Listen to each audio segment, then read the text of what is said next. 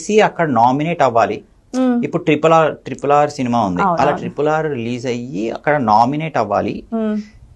Nominate అయ్యి అక్కడ nomination లో మీ పేరు కనుక ఉంటే అప్పుడు మేము అవార్డ్ సెరమనీకి రానిచ్చి మీకు గుర్తింపు చేస్తాము, మీ పేరు ఇలా ఇస్తాము అని చెప్పారనమాట. అప్పుడు నేను ఇంకా ఇది కష్టమేమో అని అనుకున్నాను.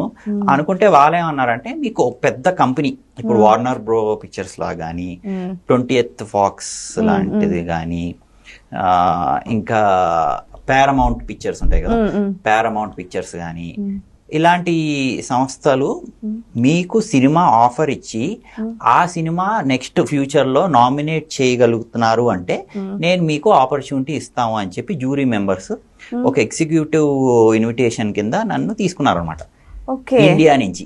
ఇప్పుడు ఇండియా నుంచి చాలా తక్కువ మెంబర్స్ సెలెక్ట్ అవుతారు. అవునండి, చాలా తక్కువలో తక్కువ. 95th కి మాత్రం నాటు అనే సబ్జెక్ట్ కి రాజమౌళి RRR కి మాత్రం ఆస్కర్ వచ్చింది. అది హైయెస్ట్ అనమాట ఇండియాకి ఇప్పుడు వరకు ఆస్కర్స్, వన్ ఆఫ్ ద ఇప్పుడు వరకు జరిగిన దాంట్లో హైయెస్ట్ అనమాట. 97th కి మన వాళ్ళు మళ్ళీ తక్కువే ఉన్నారు.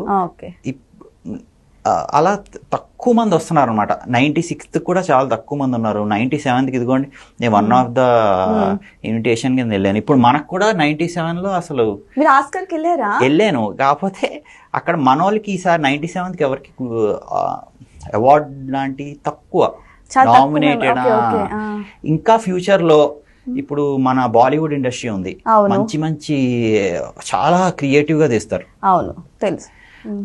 ఆ క్రియేటివ్ గా తీసినప్పుడు వాళ్ళు కూడా గుర్తింపు తెచ్చుకునేలా చేస్తే బాలీవుడ్ వాళ్ళు కూడా, ఇంకా మన ఇండియన్ సినిమా ఇండస్ట్రీ అనేది ఒక ఇప్పుడు జపనీస్ ఫిలిమ్స్ ఉంటాయి.